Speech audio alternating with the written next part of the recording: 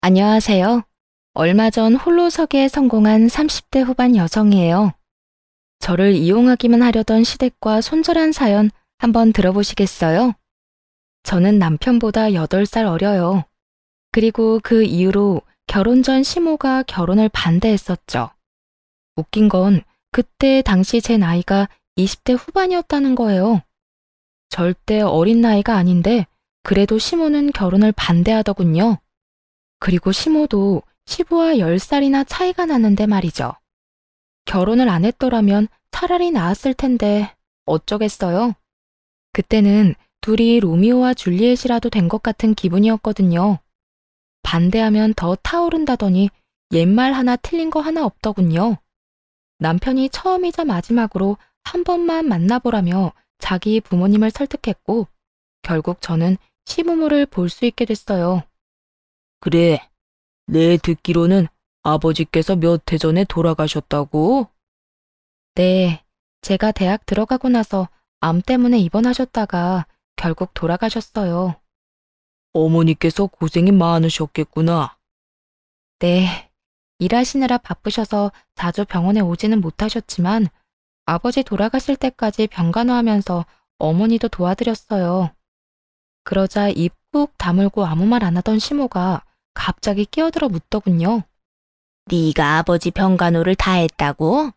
암이라고 해도 연명 치료로 꽤 오랫동안 병원에 계셨을 텐데 얼마 동안 병간호 해드린 거야? 2년 반 정도요. 어머나, 긴 병에 효자 없다는데 어떻게 그렇게 오랫동안 간병을? 너무 어려서 걱정했더니 다 큰 어른이었네. 어린 아가씨가 어른 공경할 줄도 알고 참 기특해. 그런 것도 모르고 나는 여태까지 철없는 어린애라고만 생각했어. 앞으로 자주 놀러 와요. 이렇게 참한 아가씨라면 괜찮겠네. 이야기를 나누는 사이에 시모는 급격히 태도를 변경한 느낌이었어요. 친정아버지 병시중을 오래 들었다는 말에 어른을 잘 모시는 것처럼 보였나 봐요. 아버지 아프셨을 때는 제가 대학생이라 시간이 많이 남았었거든요. 그리고 저 말고 시간 뺄 수 있는 사람도 없었고요. 만약 일하고 있었다면 병간호를 못 해드렸을 수도 있겠죠. 그렇지만 그 일을 통해 시모에게 인정받게 되어 잘 됐다고 생각했어요. 그렇게 가까스로 시댁의 인정을 받고 당당히 결혼을 할 수 있었죠. 시모의 결혼식 낙에 어떤 꿍꿍이가 숨어 있다는 것도 모르고요. 그때는 그저 어른들 잘 모시면 되겠지 하며 편하게 생각했던 것 같아요. 그렇게 결혼을 하고 나이가 많은 남편 때문에 이세를 좀 빠르게 갖기로 했어요. 그런데 생각보다 자연 임신이 잘 안 되더군요. 제 나이가 많은 편이 아닌데 임신이 잘 안 되니 가족들은 걱정하기 시작했어요. 게다가 결혼 후 3년 차에 난임병원을 찾으려고 했는데 그 계획도 무산돼 버렸어요. 시부가 뇌졸중으로 쓰러졌다는 연락을 받았거든요. 산부인과 예약을 취소하고 급히 시부가 있는 병원으로 달려갔죠. 남편은 의사와 간호사에게 붙들려 시부 상태에 대한 이야기를 듣고 있었어요. 그러던 중 시모가 다가와서 그러더군요. 아가, 네 시아버지 뇌졸중으로 실려온 거야. 당분간 입원해 있어야 하고 병원에서 통합 간병인지 뭔지를 해준다는데 네 시아버지가 워낙 깔끔한 성미잖니. 바로바로 원하는 거 안 해주면 짜증내고 기분도 많이 안 좋아질 텐데 걱정이다. 나는 늙어서 힘도 없고 아는 것도 없으니 의지가 안 될 거고. 그러니 네가 시아버지 병수발 좀 들 수 있겠니? 아버님 태어나시고 나서요? 아니, 태어나려면 아직 한참 멀었어. 그 전에 병원에서 돌봐줄 사람이 필요해. 더 할 필요는 없고 딱 네 아버지 병간호했던 것만큼만 하면 돼. 아, 그러면 일 끝나고 와서 저녁에 봐드리면 될까요? 저녁에? 제대로 병간호하려면 일 그만둬야지. 저녁에만 필요한 거면 뭐하러 너한테 부탁하겠니? 그러니까 잘 좀 부탁한다. 네가 해본 적 있다니 이렇게 부탁하는 거야. 일을 그만두라고요? 그건 남편이랑 상의해봐야 할 것 같아요. 저희 결혼하면서 집 산다고 지금 대출금도 많이 남았고요. 당장 일을 그만두면 수입이 확 줄어서 큰일인데. 예, 네 남편이 그 정도 능력도 없겠니? 아버지가 아픈데 돈 때문에 뭐라 하진 않겠지. 그럼 일 언제부터 그만둘지 알아보고 연락다오. 최대한 빨리 그만두고 간호 좀 해드려. 벌써부터 짜증을 내서 큰일이야. 시모는 제가 무조건 병수발을 들 거라는 생각을 하고 있더군요. 마음이 참 착잡했어요. 애를 가지려면 병원을 꼬박꼬박 다녀야 하는데 시부 병수발을 들라니. 매일매일 병수발을 들다 보면 2세 계획은 무산되고 애 없이 몇 년을 더 있어야 할 테니까요. 게다가 중간에 애가 생겨도 문제였죠. 임신했다고 병수발을 들게 하지 않으리라는 보장도 없잖아요. 혼자 아무리 고민해봐야 답은 안 나오니 일단 남편에게 말해보기로 했어요. 오빠, 어머님이 나더러 아버님 병간호하래. 내가 경험이 있으니까 부탁하신 것 같은데 우리 2세 계획은 좀 미뤄질 것 같은데 괜찮아? 괜찮지. 근데 정말로 아버지 병간호 해주려고? 너무 고맙다 진짜. 이렇게 착한 와이프 얻은 것도 복이지. 엄마는 나한테 고마워야 한다니까. 요즘 세상에 누가 시아버지 간병을 해?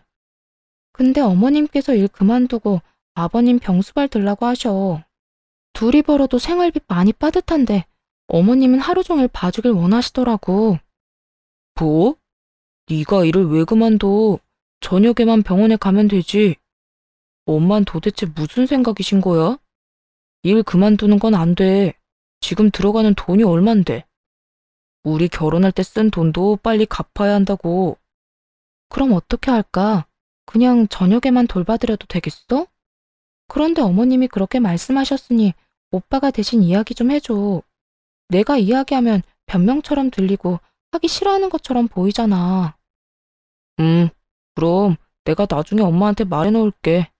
너 일 그만두면 안 된다고.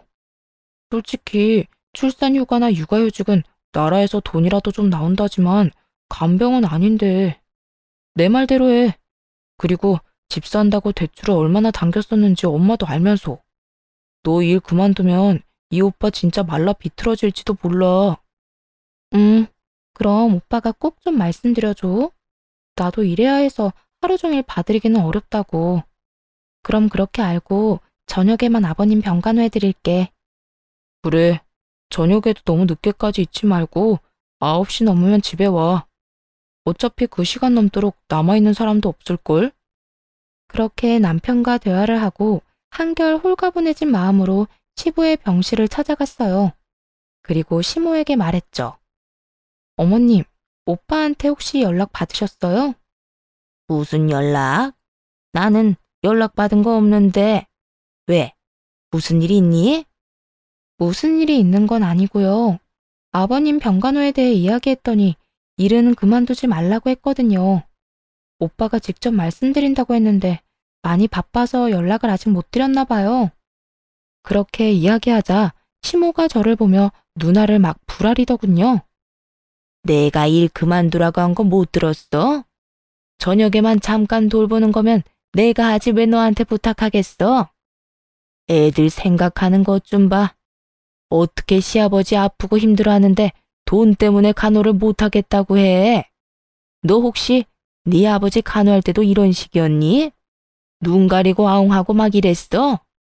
그런 게 아니라 집 대출금 갚는 것도 그렇고 혼자 일하기는 너무 힘들다면서 오빠가 저더러 일은 무조건 하라고 하더라고요. 제 몸이 하나인데 모두의 말을 들을 수는 없잖아요. 넌 그 정도도 남편한테 말 못하니? 네가 먼저 일 그만두고 병간호하겠다고 했으면 아들이 좋아하면서 하라고 했겠지. 그런데 네가 하기 싫어하는 모습을 보였으니까 아들도 하지 말라는 거겠지. 솔직히 정말 화가 났어요. 왜 그런 소리를 들어야 하나 싶더군요. 그래도 꾹 참고 웃으며 시모에게 말했어요. 어머님, 그러면 오빠한테 말 좀 해주세요. 오빠가 제 말은 안 듣더라고요. 지금 전화해서 이야기해 주시면 될 것 같아요. 내가 왜 그런 말을 해? 네가 남편 설득해서 일 그만두고 여기 와야지. 내 아들이랑 이야기해야 하는 건 너야. 가만 보니 얘가 아들이랑 내 사이를 이간질 시키려고 하네. 대체 뭐가 이간질이라는 건지 정말 묻고 싶더라고요. 그 나이를 먹도록 이간질의 뜻도 모르나 봐요. 둘의 바람을 동시에 들어줄 수가 없어서 얘기 좀 해보라는 게 어떻게 이간질인지. 딱 보니 시모는 이런 생각인 것 같았어요. 일은 다 며느리인 너에게 맡겨야겠지만 내 아들이랑 싸우기는 싫다. 그 얕은 수가 다 보여서 너무 열받았어요. 아니, 누가 병수발 안 든다고 했냐고요. 기껏 양보해줬으면 해결 안 된 나머지는 어떻게 할 건지 이야기를 끝내야 하잖아요. 돈 때문에 절대 일을 그만두면 안 된다는 남편. 일을 아예 그만두고 하루 종일 시아버지 병수발을 들라는 시어머니. 그 사이에서 더 이상 이리 치이고 저리 치이고 싶지 않더군요. 그래서 일단 직장의 연차부터 일주일치 한꺼번에 제출했어요. 그리고 나와서 남편에게 말했죠. 오빠, 나 내일부터 일 안 해. 어머님 말씀대로 낮에도 아버님 병간호하려고. 오빠가 어머님한테 말 안 한 것 같더라. 어머님도 오빠한테 말하기 싫다고 하시고. 그래서 그냥 내가 일 그만두고 하루 종일 아버님 수발 들기로 했어. 뭐? 이렇게 갑자기 일을 그만두면 어떡해? 그럼 내가 뭘 어떻게 할 수 있는데. 어머님이 나더러 하루 종일 간병하라고 하시는데 그렇다고 어머님이랑 싸워? 그러면 오빠가 좋겠어? 구구절절 맞는 말만 하자 남편은 아무 말도 못하고 한숨만 쉬더군요. 속으로 쌤통이다 싶었어요. 그러게 미리 둘이서 이야기 다 끝냈으면 이럴 일 없잖아요. 그제야 남편도 저한테 화만 내고 있을 수는 없다고 생각했나 보더라고요. 여보세요, 엄마. 도대체 이게 무슨 짓이에요? 며느리가 시아버지를 저녁에만 봐주면 되지. 무슨 하루 종일 부려먹으라고 일까지 그만두라고 하냐고요. 너 지금 네 마누라 편드니? 걔가 뭐라고 해? 걔가 이 말 저 말 안 가리고 전하면서 우리 싸우도록 만드는 거지? 도대체 무슨 소리 하시는 거예요? 엄마가 일 그만두라고 윽박질렀다면서요. 그러니 와이프가 결국 그대로 했다잖아요. 온종일 며느리 공짜로 부려먹을 생각이면 차라리 간병인 사서 쓰세요. 아버지 앞으로 보험 나오는 것도 있잖아요. 와이프한테 한 달 월급만큼 안 줄 거면 일 시킬 생각도 말고요. 얘는 너희 아버지 앞으로 나오는 돈을 왜 그런 데다 쓰니? 아버지 아파서 또 목돈 들면 어떡하려고. 집안에 노동력이 있으면 써야지 왜 아껴? 너 능력 없니? 혼자 벌어서 살림 꾸릴 만큼의 능력도 안 돼? 제가 결혼할 때 뭐 부모 덕이라도 봤어요? 저한테서 능력 찾지 말고 엄마나 잘해요. 아빠는 엄마 남편인데 엄마가 알아서 책임지고 수발 드는 게 맞지. 일하는 며느리 직장까지 관두게 하고서 이러는 건 아니죠. 겉으로는 남편이 저를 위하는 것 같았지만 사실은 아니라는 걸 잘 알고 있었어요. 생활비가 줄면 자기 용돈도 줄 테니 그게 걱정돼서 싸워주는 거였죠. 어쨌든 손 안 대고 코 푸는 기분으로 두 사람이 싸우는 거나 잘 듣고 있었어요. 네가 이렇게까지 말이 안 통하는 인간인지 처음 알았네. 어떻게 네 아버지가 아픈데 생판 모르는 남을 간병인으로 쓰라고 할 수가 있어? 그것도 아버지 보험금으로. 아버지가 아플 때를 대비해서 들어놓은 보험이잖아요. 이럴 때 안 쓰면 언제 써요? 엄마야말로 공짜로 며느리 막 가져다 쓰지 마세요. 저녁에 잠깐 가서 봐준다는 것도 겨우 시간 내는 거였는데. 남편은 정말로 자기 혼자 외벌이 할까봐 걱정됐는지 적극적으로 나서더군요. 결국 시모는 아들한테 밀려서 돈 주고 간병인을 쓰게 됐죠. 그리고 싸우다가 의가 상했는지 저녁에도 병간호하러 오지 말라고 하더군요. 결과적으로는 매우 잘 된 거죠. 그렇게 저는 직장도 지켰고 시부 간병도 안 하게 됐어요. 시부는 1년 정도 입원해 있다가 퇴원했어요. 그 1년 동안은 재활치료할 겸 요양병원으로 옮겨가고 있었고요.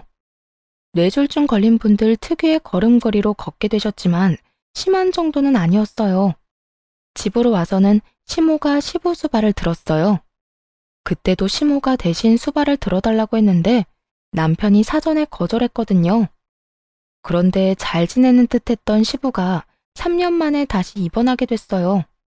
또다시 뇌졸중으로 이번에는 반대쪽 뇌에 문제가 생겼다더군요. 안타까운 소식에 적극적으로 병간호에 나서기로 결정했죠. 그 사이 남편이 승진을 해서 월급도 올랐고 저는 파트타임으로 시간을 줄여서 일하고 있었거든요. 오전에만 일을 하니 오후부터 저녁에는 시간을 충분히 낼 수 있었어요. 그렇게 하겠다고 전했는데 시모는 고마움의 표시를 전혀 하지 않더군요. 마치 당연한 일을 한다는 듯이 말이죠. 그리고 시부를 저에게 맡겨두고는 병원에 와보지도 않았어요. 그래도 오전에는 시모가 와 있을 줄 알았는데 아예 발걸음조차 안 하더군요. 그렇게 저 혼자만 시부 간병하고 의료진 이야기를 듣고 시부에게 필요한 것들을 준비하는 나날이었어요. 게다가 남편도 많이 바쁜지 매일같이 야근하고 병문안도 제대로 오질 못하더라고요. 그 상태로 2달 정도 흘렀는데 어느 날부터 시모가 함께 간병하기 시작하더군요. 뭐 힘쓰는 일은 제 몫이었고 시모는 그냥 의료진 말 정도만 듣긴 했지만요. 문제는 시모가 사람을 괴롭게 만든다는 거였어요. 예, 이거 좀 문제 있어 보이지 않니? 가서 간호사한테 이야기하고 오너라. 그리고 이게 뭐야? 옆에 좀 치우고 살아. 무슨 서랍에 네 물건만 한가득하니? 이렇게 사사건건 짜증을 마구 냈죠. 하루는 집에 잠깐 갔다 와야 할 일이 있어서 시모에게 말했거든요. 어머님, 저 잠깐 집에 다녀와야 하는데 아버님 잠깐만 봐주세요. 한 30분이면 돼요. 그날은 사실 남편 생일이라 남편이 오기 전에 미역국이라도 만들어 두려고 했어요.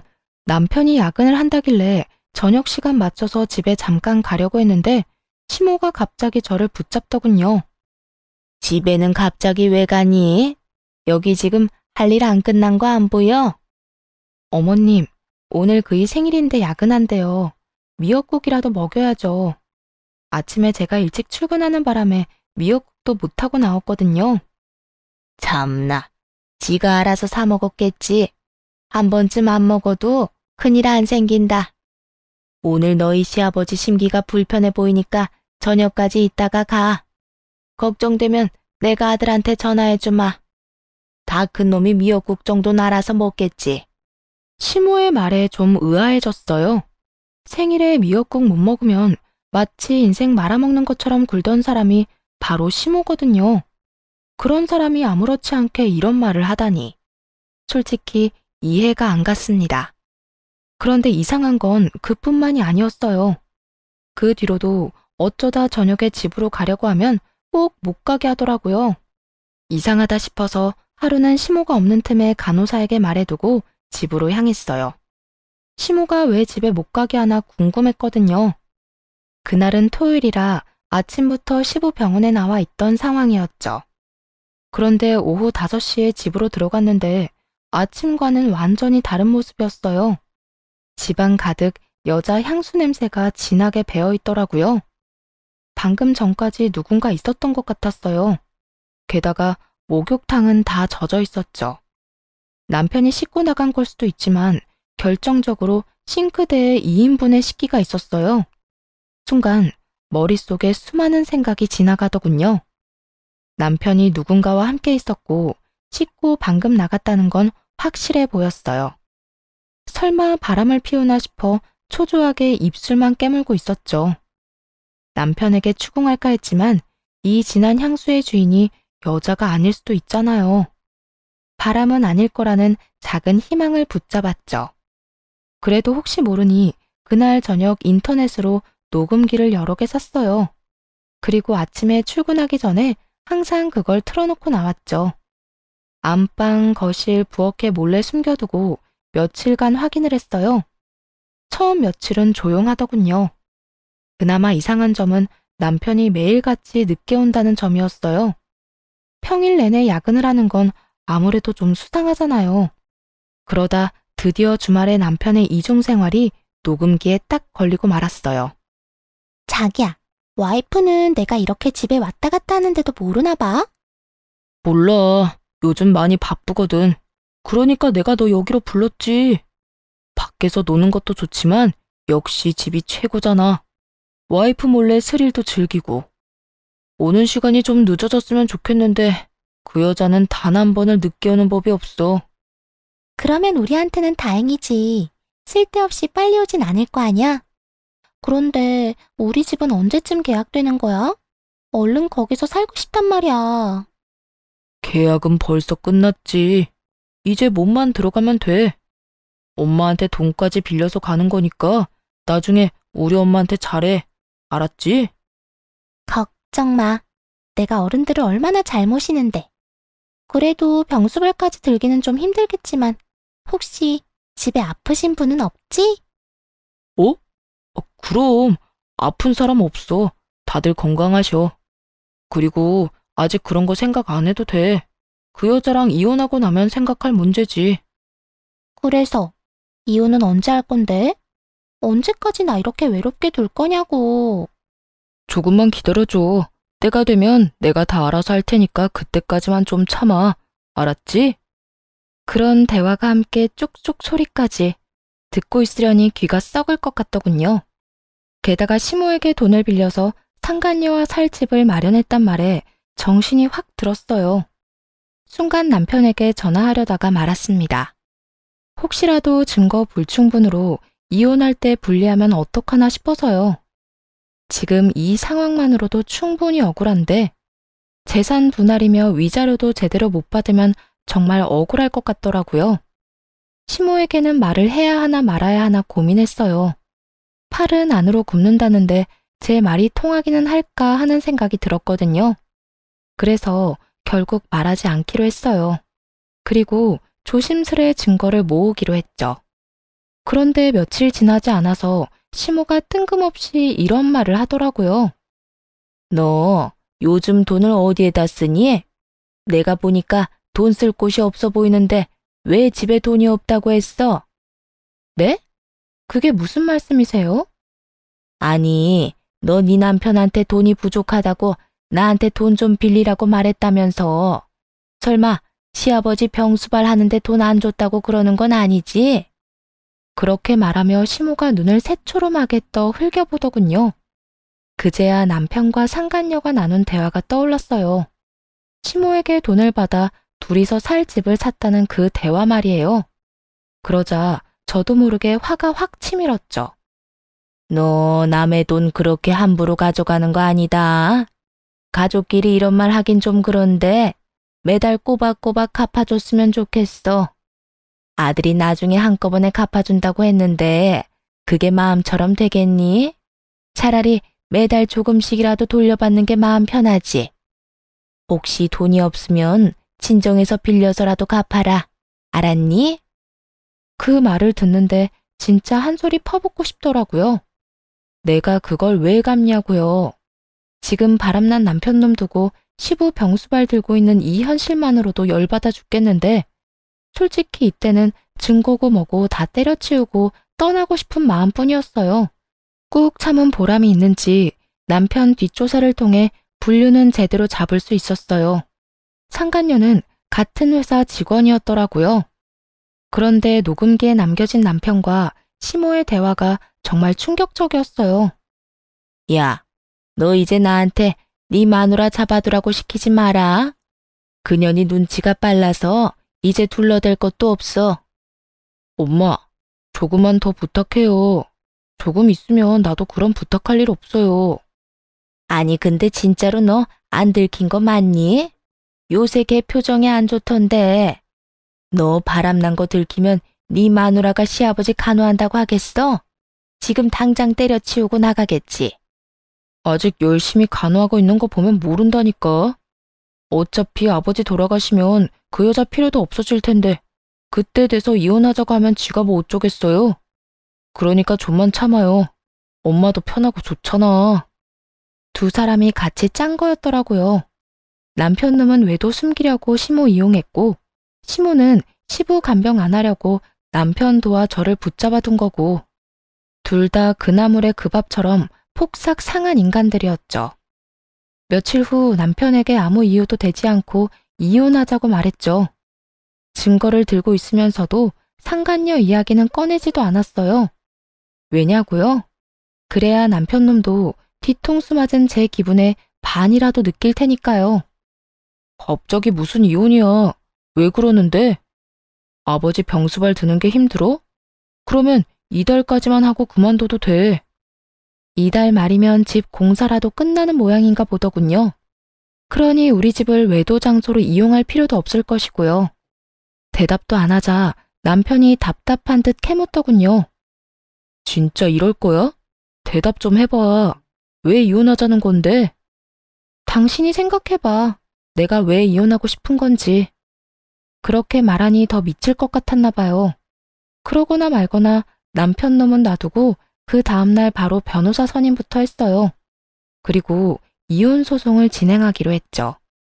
변호사 선임한 날부터 당연히 시부 병간호는 하러 가지 않았어요. 발길을 뚝 끊었더니 시모에게서 전화가 오더군요. 전화를 받을 생각도 없었지만 사실 전화를 받을 수가 없는 상황이었어요.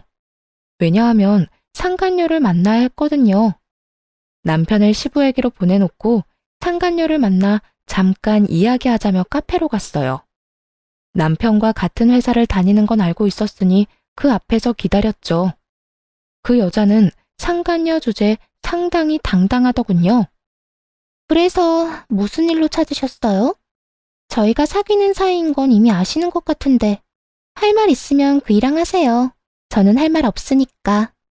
죄송한데 남편이랑은 얘기가 안 통해서 여기 온 거예요. 당신한테 말하는 게 더 빠를 것 같아서. 헤어져라 이딴 소리 할 거면 그냥 가세요. 우리는 안 헤어져요. 그 사람이 나 좋다고 결혼까지 하자는데 우리가 왜 헤어져요? 그러니까 이상하잖아요. 제가 남편한테 이혼해달라고 했는데 그 인간이 안 해주겠대요. 왜 그런지 좀 물어봐 주실래요? 평온하게 그렇게 말하자 여자가 잠깐 당황한 듯 말을 못하더군요. 그러더니 뻣뻣하게 웃으며 그랬어요. 그런 이야기하면 내가 흔들릴 거라고 생각했나 본데 착각이거든요. 어디서 헛소리를. 헛소리 아니니까 그쪽이 내 남편 설득해줘요. 내가 진짜로 이혼해준다니까? 정말이야? 거짓말인데 나한테 이러는 거면. 진짜로 맹세코 이혼해준다니까요? 아니면 녹음이라도 할래요? 증거로 쓸 수 있게. 내가 그 사람이랑 이혼하길 원한다는 증거 필요하잖아요. 좋아요. 그럼 녹음해요. 그 사람이랑 나 갈라놓지 말고 조용히 헤어져 주는 걸로. 솔직히 우리가 떳떳한 사이는 아니지만 그렇다고 사랑도 안 하는 그쪽이랑 계속 사는 건 또 아니잖아요. 서로 좋아하는 사람이랑 살아야지. 그러니까요.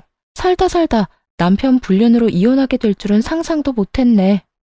어쨌든 그쪽이 당장 이혼할 수 있도록 남편 설득 한번 시켜줘 봐요. 멍청한 상간녀는 그렇게 제 앞에서 남편에게 전화를 했어요. 스스로 불륜했음을 시인하는 내용을 잔뜩 녹음해놓고 말이죠. 자기야, 와이프랑 언제 이혼하는 거야? 빨리 이혼하고 우리 같이 살면 안 돼? 응? 갑자기 또 왜 그래? 내가 때가 되면 말한다고 얘기했잖아. 그것도 못 기다려? 우리 애기가 왜 또 마음이 조급해졌지? 이제 당신 집도 생겼는데. 그때가 언젠데. 혹시 이미 이혼하자는 얘기 나온 거 아니야? 상대방이 먼저 이혼하자고 하면 무조건 이혼해. 알았지? 아니, 근데 도대체 무슨 때를 기다린다는 거야. 어쨌든 그런 게 있어. 와이프랑 나는 법적으로 얽힌 사이니까 마구잡이로 이혼할 수는 없다고. 최대한 내가 손해를 덜 보는 쪽으로 이혼을 해야 될 거 아니야. 그래야 자기랑 결혼할 때 더 도움이 되지. 자기가 손해를 덜 보는 게 뭔데? 지금 사는 집도 자기 거라서 이혼해도 재산 분할 거의 안 한다고 얘기하지 않았어? 상간녀의 마음을 얻기 위해서인지 남편이 거짓말을 야무지게도 했더군요. 그 집 살 때 제가 보탠 돈이 얼만데. 게다가 제 월급으로 생활비 충당해놓고 저런 말 하는 거 보니 진짜 역겨웠어요. 이혼 이야기 잘 꺼냈다 싶더라고요. 남편은 시부가 죽고 나서 제가 필요 없어지면 이혼하고 싶었던 것 같아요. 시부가 아프다는 사실을 상간녀가 모르고 있는 걸 보면 틀림없었죠. 어쨌든 두 번 다시 그 얘기 꺼내지 마. 나 안 그래도 지금 힘들고 바쁘다고. 자기도 이러면 내가 얼마나 더 힘들겠어? 이렇게 떽떽거리고 쪼아대는 거 와이프만으로도 좋게. 그러니까 조금만 더 기다려. 알았지? 상간녀의 마음을 아는지 모르는지 남편놈은 당장은 이혼 못한다고 못 박았어요. 상간녀는 그런 남편의 단호함에 열받았는지 끈질기게 물고 늘어지더군요. 그 모습을 보는데 솔직히 너무 웃겼어요. 남편은 이혼하지 않겠다고 하고 상간녀는 이혼하라고 닥달하는 상황이잖아요. 결국 상간녀는 남편에게 원하는 답도 못 듣고 전화를 끊어야 했죠. 카페에서 나오려는데 제 핸드폰이 또 울리더군요. 발신인을 확인해 보니 역시나 시모였어요.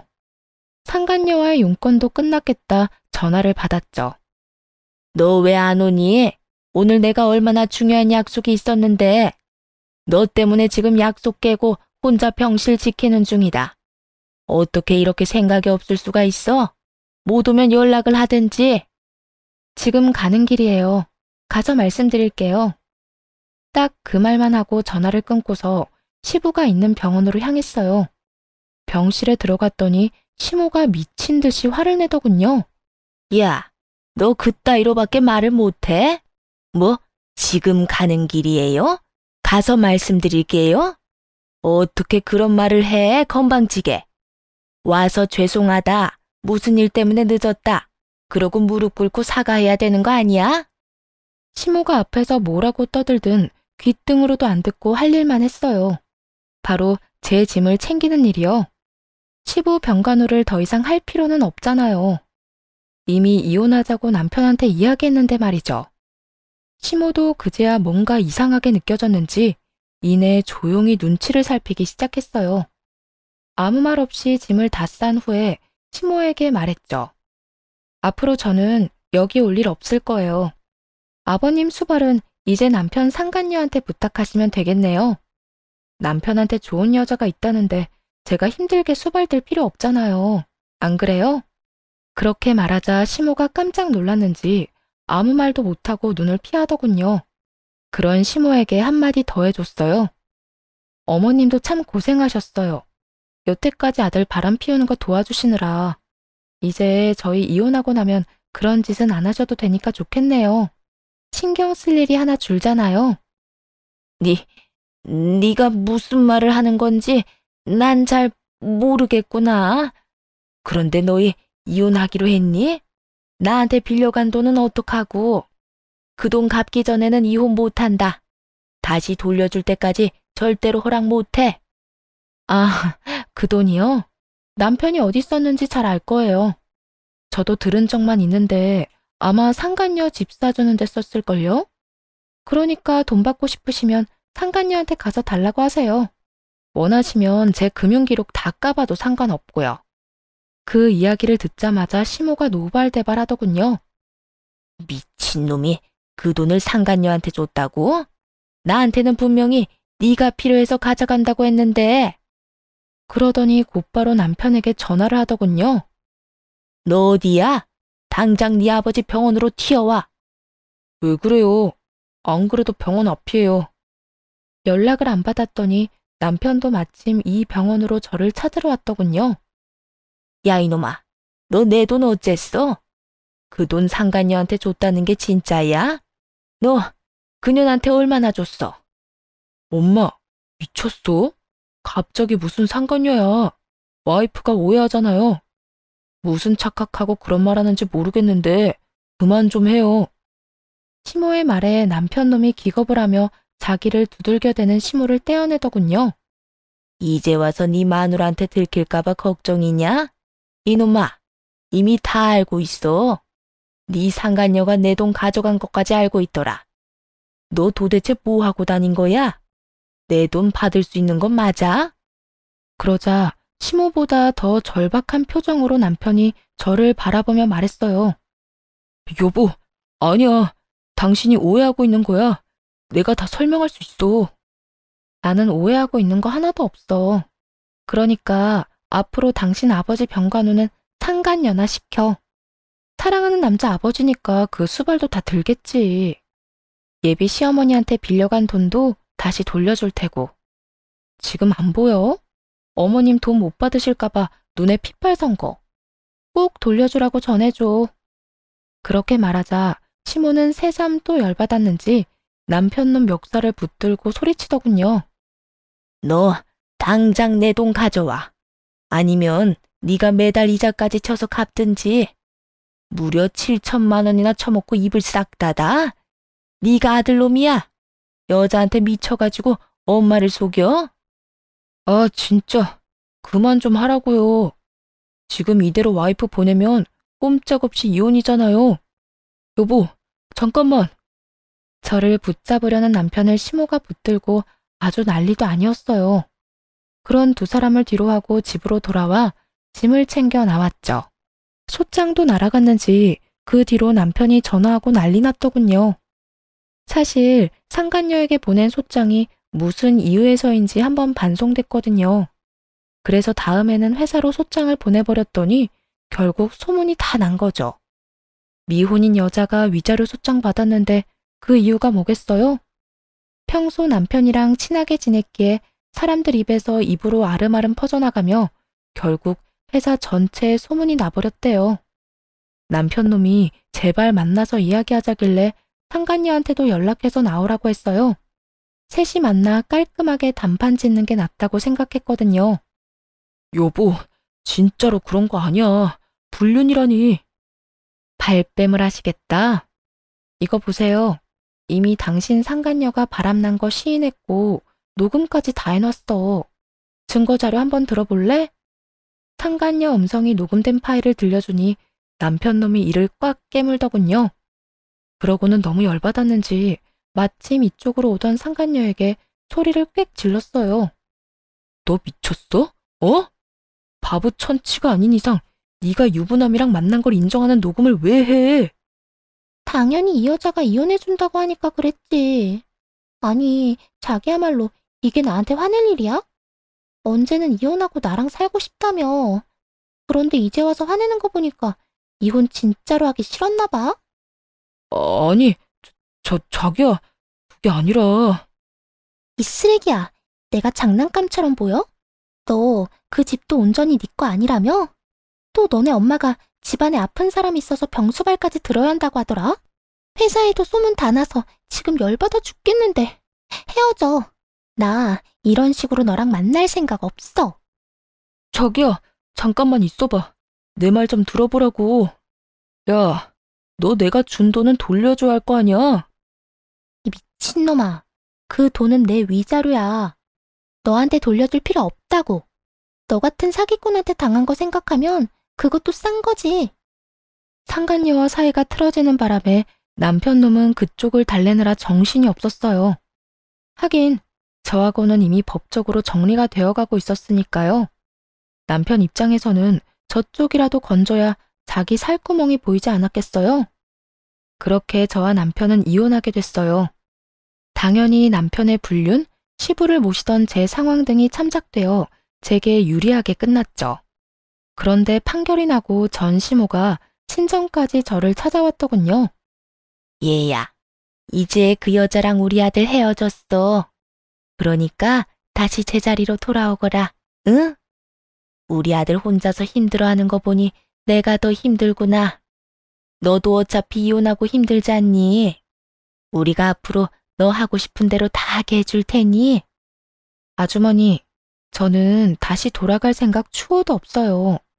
두 사람이 한 행동이 괘씸해서 싫어요.